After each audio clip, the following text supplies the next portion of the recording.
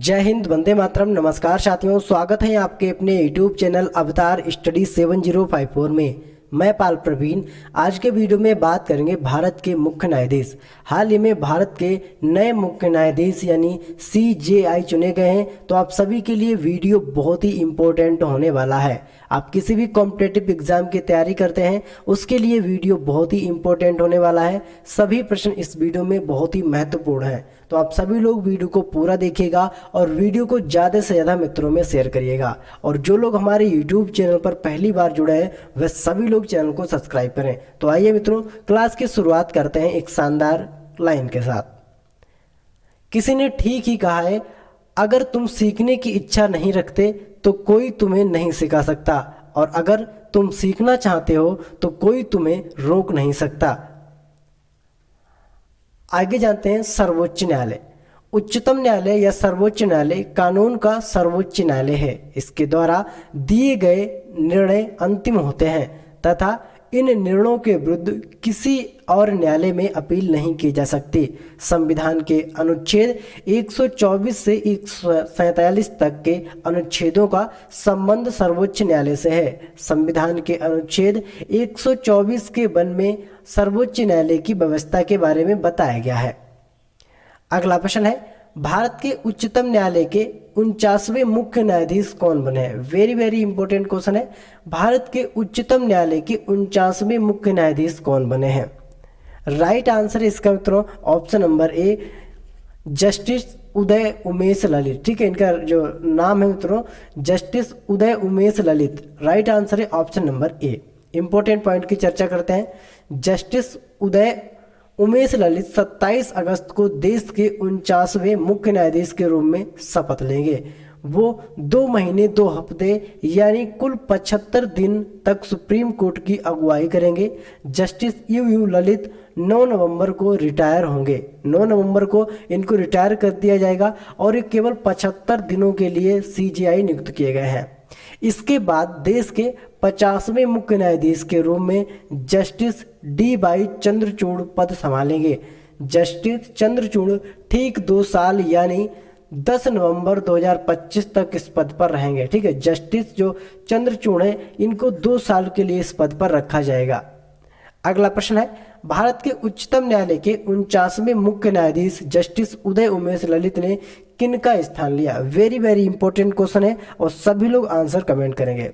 You Lalit ने किसका स्थान लिया है? राइट आंसर है option number C, justice NV Ramana. ठीक है, इन्होंने जस्टिस NV रमणा का स्थान लिया है। आपने याद रखना है, आपके एग्जाम के लिए बहुत ही इंपॉर्टेंट प्रश्न है। सभी लोग स्टार बना के प्रश्न को नोट करेंगे। अगला प्रश्न है, न्यायपालिका का अध्यक्ष कौन होता है? Very important question. न्यायपालिका का अध्यक्ष कौन होता है? सभी लोग आंसर कमेंट करेंगे। और जिन लोगों ने अभी तक क्लास को शेयर नहीं किया तो प्लीज क्लास को एक बार शेयर करिए, लाइक करिए और कमेंट करिए आंसर। ठीक है, न्यायपालिका के अध्यक्ष की बात करते हैं तो भारत का जो मुख्य न्यायाधीश होता है ये मित्रों न्यायपालिका का अध्यक्ष होता है। अपने देखना। ठीक है, न्यायपालिका का जो अध्यक्ष होता है वह होता है भारत का मुख्य न्यायाधीश। अगला प्रश्न है, भारत के सर्वोच्च न्यायालय का गठन कब हुआ था? वेरी इंपॉर्टेंट क्वेश्चन है। सभी लोग इस प्रश्न का आंसर कमेंट करेंगे। सर्वोच्च न्यायालय का गठन कब हुआ था? आंसर कमेंट करेंगे सभी लोग। राइट आंसर है 28 जनवरी 1950 को। ठीक है, 28 जनवरी 1950 को सर्वोच्च न्यायालय का गठन हुआ था। आपने याद रखना है। अगला ऑप्शन है, भारत के संविधान का संरक्षक किसे माना जाता है? वेरी इंपॉर्टेंट क्वेश्चन है। भारत के संविधान का संरक्षक किसे माना जाता है? सभी लोग आंसर कमेंट करेंगे। राइट आंसर है सर्वोच्च न्यायालय, ऑप्शन नंबर बी। सर्वोच्च न्यायालय भारत के संविधान का संरक्षक माना जाता है। आपने याद रखना है, बहुत ही इंपॉर्टेंट प्रश्न है। अगला प्रश्न है, भारत का उच्चतम न्यायालय कहाँ स्थित है? सभी लोग आंसर कमेंट करेंगे। भारत का जो उच्चतम न्यायालय है मित्रों ये कहाँ पर स्थित है? कई बार एग्जाम में पूछा गया है प्रश्न, तो आप सभी के लिए प्रश्न बहुत ही इंपॉर्टेंट है। राइट आंसर है नई दिल्ली में। ठीक है, उच्चतम न्यायालय भारत की राजधानी जो दिल्ली है, नई दिल्ली, वहां पर आपका उच्चतम न्यायालय स्थित है। आपने याद रखना है। अगला प्रश्न है, भारतीय संविधान के किस अनुच्छेद में कहा गया है कि भारत का एक सर्वोच्च न्यायालय होगा जिसमें एक मुख्य न्यायाधीश यानी CJI होगा तथा 7 से अधिक अन्य न्यायाधीश हो सकते हैं जब तक कि कानून द्वारा संसद या न्यायाधीशों की बड़ी संख्या निर्धारित नहीं करती? तो सभी लोग इसका आंसर कमेंट करेंगे। किस अनुच्छेद में बताया गया है? राइट आंसर है इसका ऑप्शन नंबर ए, अनुच्छेद 124 के ए में। ठीक है, अनुच्छेद 124 के ए में बताया गया है। ये पॉइंट आपने अच्छे से याद रखना है। अगला ऑप्शन है, संविधान के किस अनुच्छेद के अनुसार सर्वोच्च न्यायालय के न्यायाधीश 65 वर्ष की आयु तक अपने पद पर आसीन रहते हैं? सभी लोग कमेंट करेंगे। किस अनुच्छेद में बताया गया है कि सर्वोच्च न्यायालय के जो न्यायाधीश होता है वह सिर्फ 65 वर्ष की आयु तक अपने पद पर आसीन रहता है?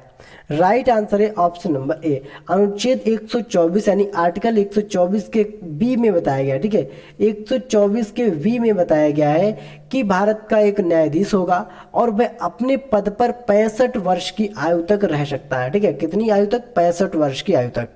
अगला ऑप्शन है, संविधान के किस अनुच्छेद में सर्वोच्च न्यायालय के न्यायाधीशों की योग्यता के बारे में बताया गया है? वेरी इंपॉर्टेंट क्वेश्चन है। सर्वोच्च न्यायालय के जो मित्रों न्यायाधीश होते हैं इनकी योग्यता के बारे में किस अनुच्छेद में बताया गया है? राइट आंसर इसका ऑप्शन नंबर ए। ठीक है, अनुच्छेद 124 के सी में, 124 के सी पार्ट में बताया गया है कि इसमें न्यायाधीशों की योग्यता के बारे में। ठीक है, न्यायाधीशों की क्या योग्यता होगी, न्यायाधीश बनने के लिए क्या क्या योग्यता की जरूरत है, तो उसके बारे में बताया गया है। अगला ऑप्शन है, संविधान के किस अनुच्छेद में सर्वोच्च न्यायालय के न्यायाधीश अपने पद ग्रहण करने से पहले राष्ट्रपति या उसके द्वारा नियुक्त व्यक्ति के समक्ष शपथ लेते हैं? तो किस अनुच्छेद के तहत सर्वोच्च न्यायालय के न्यायाधीश शपथ ग्रहण करते हैं? राइट आंसर इसका ऑप्शन नंबर बी, अनुच्छेद 24 का सी। ठीक है, 124 के 6 पार्ट में बताया गया है कि इसमें राष्ट्रपति या उसके द्वारा नियुक्त किसी भी व्यक्ति के समक्ष शपथ लेते हैं न्यायाधीश। अगला ऑप्शन है, संविधान के किस अनुच्छेद में कहा गया है कि सर्वोच्च न्यायालय द्वारा तय किए गए सिद्धांत भारतीय सीमाओं में आने वाले सभी राज्यों पर लागू होंगे? किस अनुच्छेद में बताया गया है कि सर्वोच्च न्यायालय द्वारा तय किए गए सिद्धांत भारतीय सीमा में आने वाले सभी राज्यों पर लागू होंगे? राइट आंसर है ऑप्शन नंबर ए, अनुच्छेद 141 में। ठीक है, आर्टिकल 141 में बताया गया है कि भारतीय सीमा के अंतर्गत जितने भी राज्य आते हैं उन सभी पर सर्वोच्च न्यायालय द्वारा लागू किए गए कानून या सिद्धांत को लागू किया जाएगा। अगला ऑप्शन है, संविधान के किस अनुच्छेद में सर्वोच्च न्यायालय के मूल अधिकार क्षेत्र की व्याख्या की गई है? किस अनुच्छेद में सर्वोच्च न्यायालय के मूल अधिकार और क्षेत्र की व्याख्या की है? सभी लोग कमेंट करिएगा। राइट आंसर है ऑप्शन नंबर डी, अनुच्छेद 131 में। ठीक है, आर्टिकल 131 में बताया गया है कि सर्वोच्च न्यायालय का क्षेत्र और उसके अधिकार के बारे में। ठीक है, अधिकार और मूल क्षेत्र के बारे में बताया गया है आर्टिकल 131 में। अगला ऑप्शन है, संविधान के किस अनुच्छेद में उच्चतम न्यायालय से परामर्श करने की राष्ट्रपति की शक्ति के बारे में बताया गया है? उच्चतम न्यायालय से परामर्श करने की राष्ट्रपति की शक्ति के बारे में बताया गया है। सभी लोग कमेंट करेंगे। और जिन लोगों ने अभी तक क्लास को शेयर नहीं किया तो प्लीज़ क्लास को शेयर करिएगा और चैनल को सब्सक्राइब भी करें। ठीक है, कमेंट भी करते जाए आंसर का। राइट आंसर है इसका ऑप्शन नंबर सी, अनुच्छेद 143 में। ठीक है, अनुच्छेद 143 से आर्टिकल 143 में बताया गया है उच्चतम न्यायालय से परामर्श करने की राष्ट्रपति की शक्ति के बारे में इसमें बताया गया है। अगला ऑप्शन है, सर्वोच्च न्यायालय के मुख्य न्यायाधीश की नियुक्ति कौन करता है? वेरी वेरी इंपॉर्टेंट क्वेश्चन है। सर्वोच्च न्यायालय के मुख्य न्यायाधीश की नियुक्ति कौन करता है? तो इसका राइट आंसर हो जाएगा मित्रों ऑप्शन नंबर है राष्ट्रपति। राष्ट्रपति सर्वोच्च न्यायालय के मुख्य न्यायाधीश की नियुक्ति करता है। और हाल ही में जानकारी के लिए बता दें कि हाल ही में नए राष्ट्रपति चुने गए 2022 में, जिनका नाम है द्रौपदी मुर्मू। आप देख सकते हैं, और ये भारत की पहली आदिवासी महिला राष्ट्रपति हैं और भारत की दूसरी महिला। ठीक है, दूसरी महिला राष्ट्रपति हैं। और आदिवासी की बात करते हैं तो आदिवासी की प्रथम महिला है द्रौपदी मुर्मू, और ये भारत की नई राष्ट्रपति नियुक्त की गई हैं। अगला प्रश्न है, उच्चतम न्यायालय के मुख्य न्यायाधीश को पद की शपथ कौन दिलाता है? वेरी इंपॉर्टेंट क्वेश्चन है।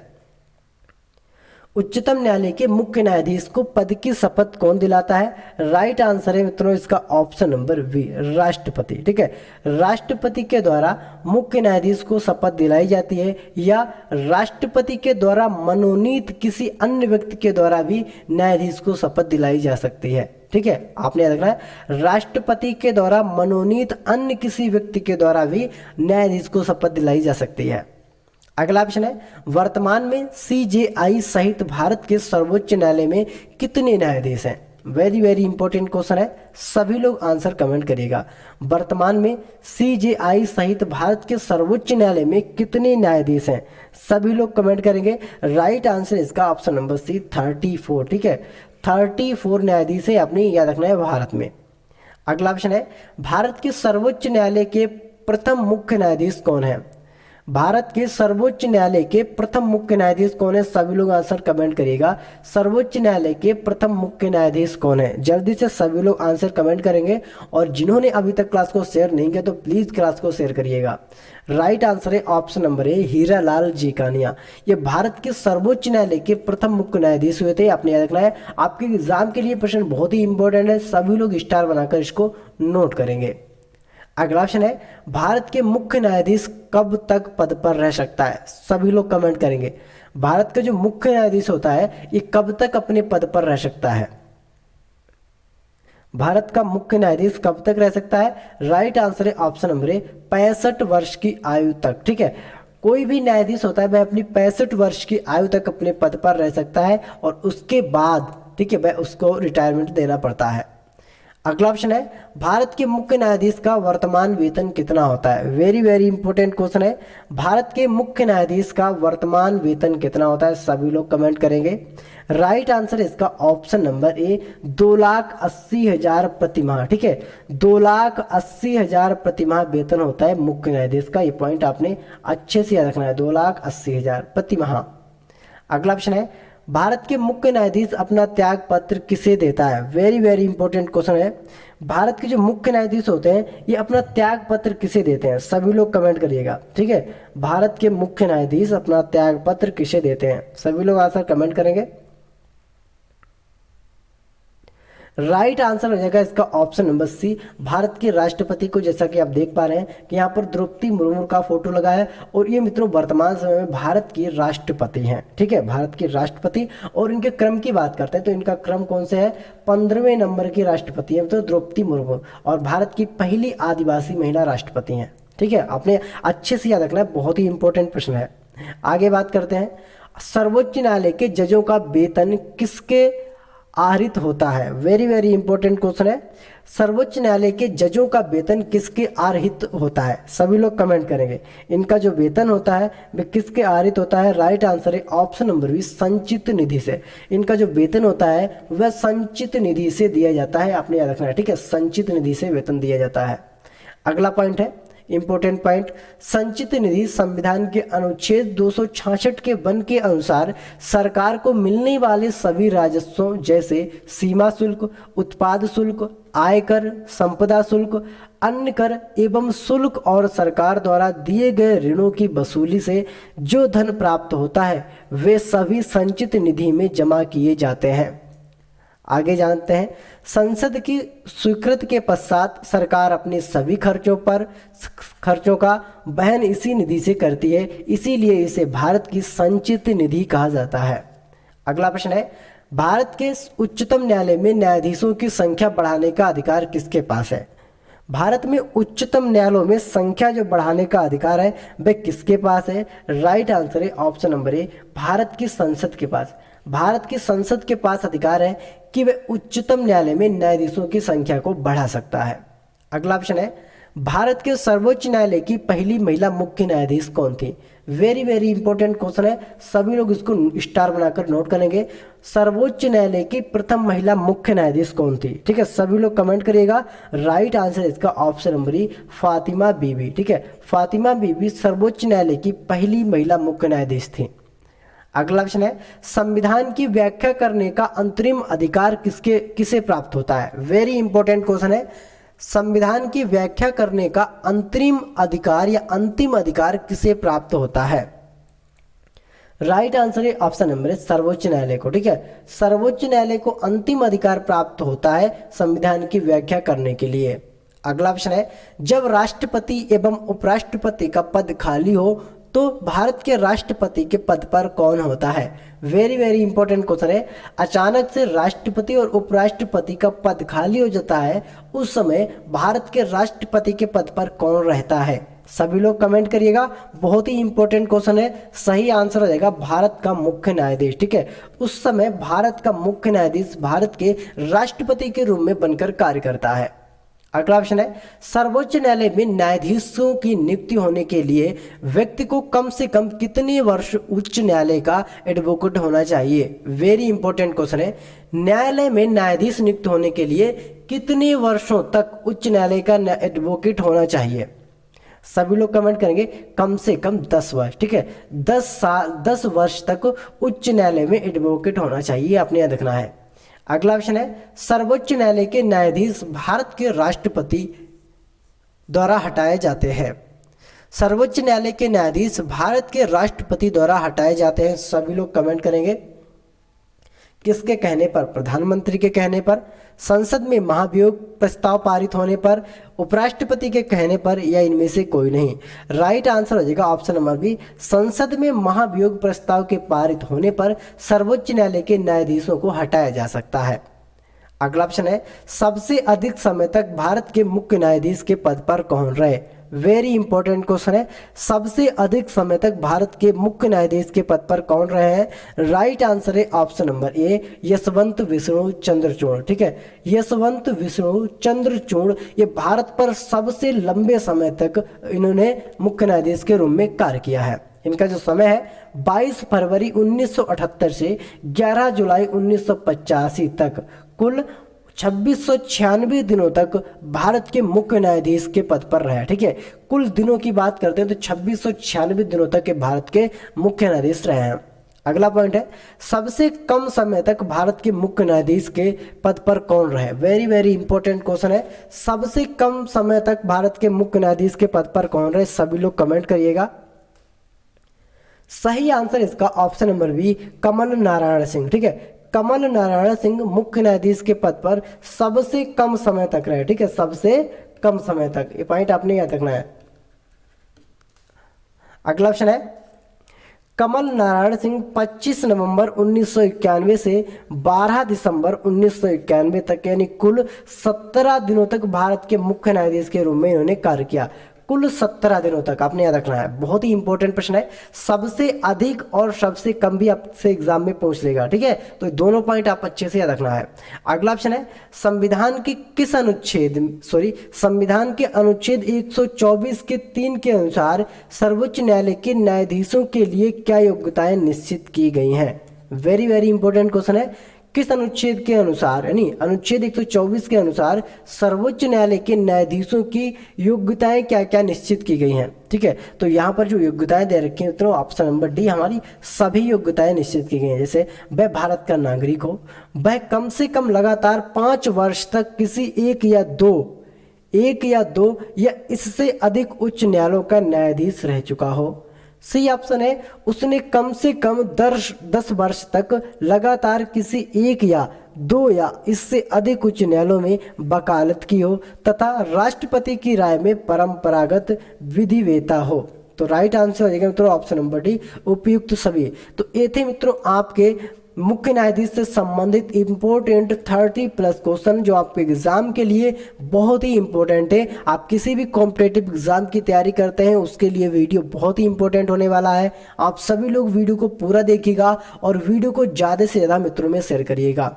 ठीक है, सभी लोग शेयर करें और वीडियो अपना 30 प्रश्न में आपने कितने प्रश्नों को सही किया सभी लोग अपना स्कोर बताएं। ठीक है, सभी लोग अपना स्कोर बताएं कि आपने 30 प्रश्नों में कितने प्रश्नों का सही आंसर किया है और वीडियो में कमेंट करें कि आपको कौन सी आगे की क्लास चाहिए, किस टॉपिक पर आपको क्लास चाहिए। तो आप सभी लोग कमेंट करते रहें। ठीक है, मिलेंगे अगली फिर वीडियो में, तब तक के लिए जय हिंद जय भारत।